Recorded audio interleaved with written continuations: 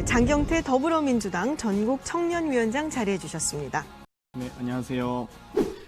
저희가 모병제를 이야기할 때 어찌되건 전환 시기가 대단히 중요할 거라고 저희도 주장하고 있습니다. 지금 당장 2021년부터 모병제를 전환해야 된다 이런 건 아니고요. 2030년 혹은 40년이더라도 전환에 대한 논의를 좀 시작해보자 이런 논의들이 또 대한민국 미래와 발전을 위해서 좀 더 의미 있다고 생각하고요.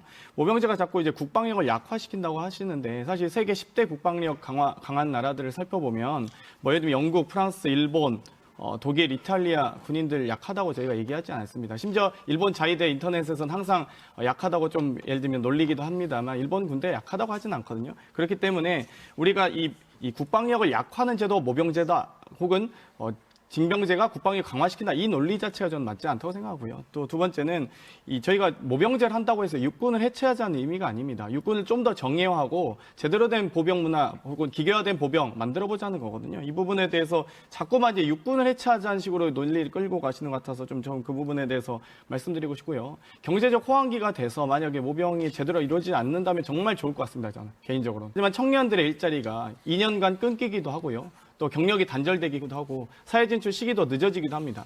그렇기 때문에 이 군대라는 문제가 또 사회적 파장, 경제적 파장들 좀 조금만 더 고려해보자라고 말씀드리고 싶고요. 네. 과연 이 징집 제도가 그럼 평등합니까? 저는 그 부분 말씀드리고 싶습니다. 기본적으로 부자들은 자산을 형성했기 때문에 부자라고 하고요.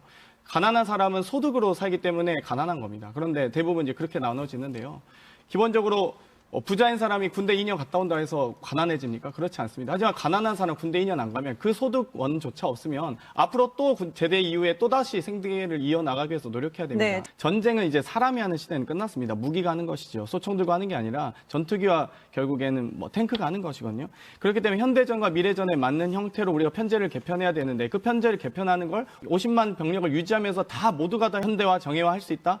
안 됩니다. 예산도 안 되고요. 어찌됐건 그 병력 인원도 안 되기 때문에 결국에 숙련도가 높은 정예 군인만 그리고 책임성과 전문성을 강화하고 있는 직업 군인 위주로 좀 편제를 다시 바꾸자 이런 논의고요.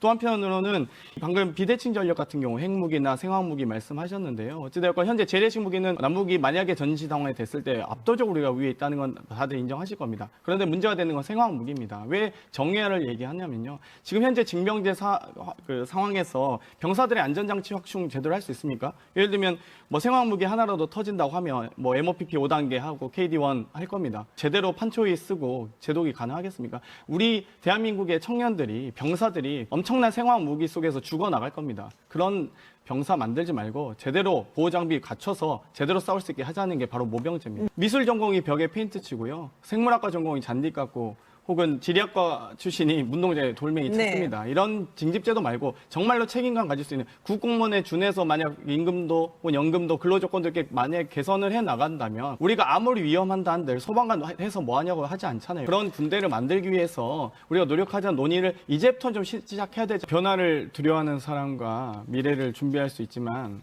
낡은 사고에 갇혀있는 사람과는 현재도 지킬 수 없다고 생각합니다. 어찌됐건 현존하는 체제에서 복무 연장 말고는 징집제를 유지하면서 편제를 유지할 수 있는 방법은 없습니다. 오히려 안보를 지키기 위한 것인지 장군 수를 지키기 위한 것인지 그것이 좀 더 궁금하고요. 오히려 저 같으면 보병 편제에서 좀 더 기계화된 보병, 정예화된 보병으로 만들면서 해군 공군 전력을 강화시키는 것이 앞으로 대한민국 국방을 위해서 훨씬 더 이익이라고 생각합니다.